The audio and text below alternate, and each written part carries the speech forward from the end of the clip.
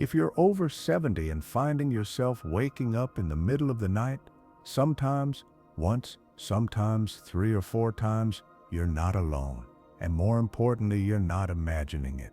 For millions of older adults, broken sleep has quietly become the new normal. You might chalk it up to aging, a weak bladder, or simply the fact that your body isn't what it used to be. But what if the real reason you're waking up at night isn't what you think? What if your sleep problems aren't random but the result of something that's happening inside your body, something you can change? This isn't about scaring you. It's about revealing one of the most overlooked yet most common causes of nighttime waking in people over 70. And once you understand what's happening, you can finally begin to take your nights and your energy back. Let's start with a simple truth. Your body changes with age. That's obvious. But what often goes unnoticed is how those changes affect your ability to sleep through the night. After 70, your body produces less melatonin, the hormone that regulates your sleep-wake cycle. Your circadian rhythm shifts. You tend to get sleepier earlier in the evening, and you may wake up earlier in the morning, but that's not the biggest issue. The biggest problem? Blood sugar instability. Yes, blood sugar.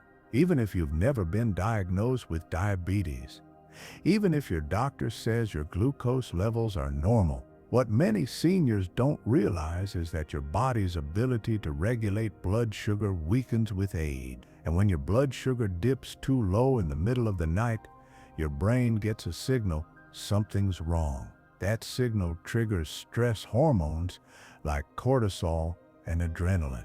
And those hormones don't just wake you up, they make it hard to fall back asleep. This is why so many older adults find themselves waking up at 2 or 3 a.m. feeling restless, slightly anxious, sometimes even hungry. It's not insomnia, it's a biological response to your blood sugar dropping below a comfortable range. And the scariest part, you might not feel it in the moment, but over time these tiny nighttime crashes lead to chronic fatigue, memory problems, mood swings, and even increased risk of heart disease. So what causes these blood sugar drops at night? It often starts with what you eat during the day, especially at dinner. If your evening meal is high in simple carbohydrates like white bread, pasta, rice, or dessert, it causes a spike in blood sugar followed by a crash. Your body goes into overdrive trying to bring your sugar levels back down. And by the time you're deep into sleep, your blood sugar plummets, triggering a stress response. Even so-called healthy habits can backfire: skipping dinner, eating too early, having only fruit or yogurt as your last meal. These choices may seem light and health-conscious, but they often lack the protein and fat needed to keep your blood sugar stable through the night. That crash is what's waking you up. Not aging, not just your bladder. It's your body saying, I'm running on empty. So what can you do? One of the most effective changes you can make is adjusting your evening nutrition. Try including a small protein-rich snack an hour before bed, something like a boiled egg, a spoonful of almond butter, a piece of cheese, or half an avocado. These aren't big meals. They're stabilizers. They help your body maintain steady blood sugar through the night, reducing the risk of a stress hormone spike that pulls you out of deep sleep. And if you tend to eat dinner early, 5 or 6 p.m., that gap between your last meal and bedtime could be contributing. A 5-hour stretch without food might have been fine in your 40s, but in your 70s, your metabolic reserves are different. You're more sensitive. A small snack later in the evening can prevent that dangerous drop. Another factor to consider is hydration. Waking up at night to use the bathroom is common, but if it's happening more than once or twice, and especially if it's disrupting your ability to fall back asleep, look at your fluid intake. Are you drinking a lot of water or tea or juice? Within 2 hours of bedtime, that late hydration can keep your bladder active all night. Try tapering your fluids earlier in the evening and focus more on hydration during the daytime. That alone can reduce the number of nighttime wake-ups. Temperature is another issue. As you age, your body becomes more sensitive to small shifts in external temperature. If your room is too warm or your blankets too heavy, your core body temperature may rise, triggering shallow sleep or full awakenings. The ideal sleep temperature for most older adults is between 60 and 67 degrees Fahrenheit. Cooler environments help the brain enter and stay in deep sleep. Add to that breathable cotton bedding and lightweight sleepwear, and you're creating the perfect conditions for uninterrupted rest. Let's also talk about medications. Many seniors take prescriptions that interfere with sleep diuretics, blood pressure medications, antidepressants, or even allergy pills. Some of these drugs can cause frequent urination, vivid dreams, or restlessness. If you've started a new medication and noticed worse sleep, talk to your doctor. There may be alternatives or ways to adjust the timing that reduce those side effects without compromising your treatment plan. And here's something that surprises a lot of people: even supplements can wake you up. Magnesium, for example, can help with sleep, but in the wrong form or dosage, it can cause digestive issues or vivid dreams. Both vitamins are essential, but taking them too late in the day can be overly stimulating. Always check the timing and interaction of any new supplement you add, and keep a log of how your body reacts in the days that follow.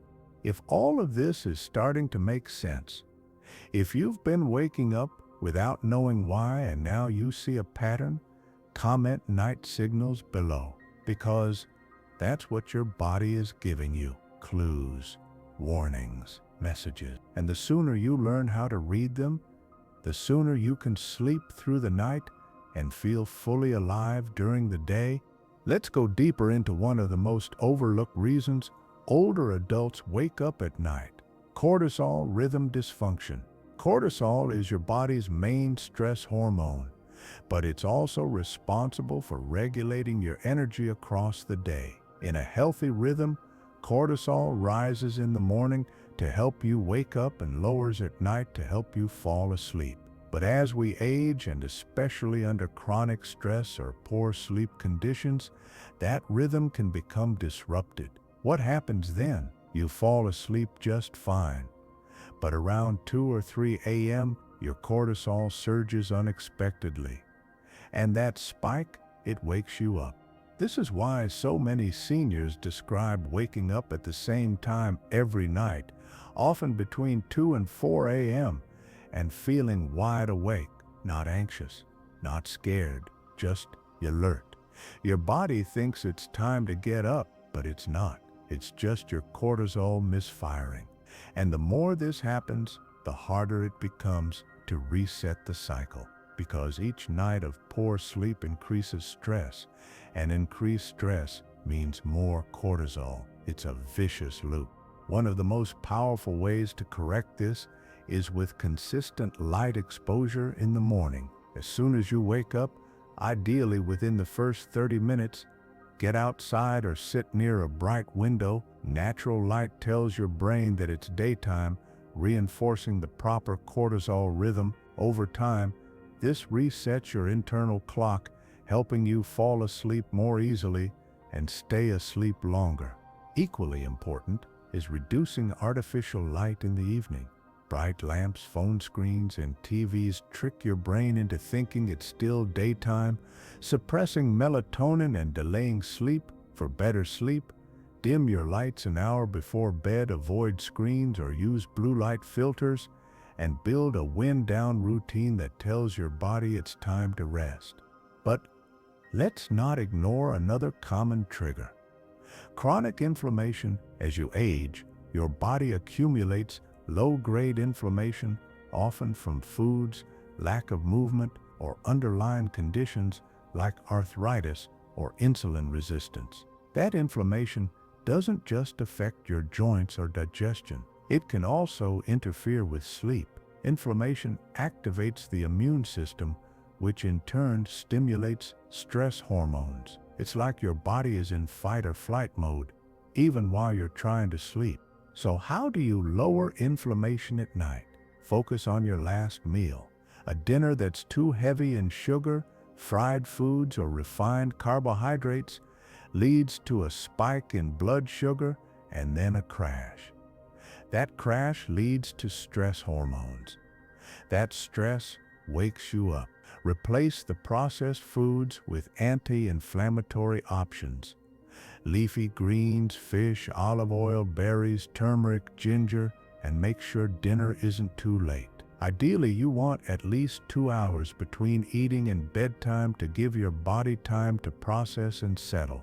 Let's also talk about something many seniors never connect to their sleep: loneliness. Studies show that older adults who feel socially isolated are more likely to experience fragmented sleep. Why? Because loneliness is a stressor. It increases cortisol. It increases inflammation, and it activates a part of your brain that stays alert for threats, even when there are none. You might not feel consciously worried, but your brain is still on guard. Even a short phone call, a shared meal, or a walk with a friend during the day can lower that social stress and create a sense of calm that carries into your night. If you've been withdrawing lately, or feel like the days blur together, that emotional disconnection could be following you into bed. Reconnection is medicine, and of course, there's movement. Gentle daily activity helps regulate every system in your body: your mood, your digestion, your hormones, and yes, your sleep. You don't need intense workouts. A 20-minute walk, some stretching, light gardening. It all helps burn off stress, hormones, and stabilize your energy. Movement during the day builds momentum for deep rest at night. The less you move, the more stagnant your system becomes, and a stagnant body doesn't rest well. What about naps? Yes, they're helpful, but only if they're done right. Too late in the day or too long, and they interfere with nighttime sleep.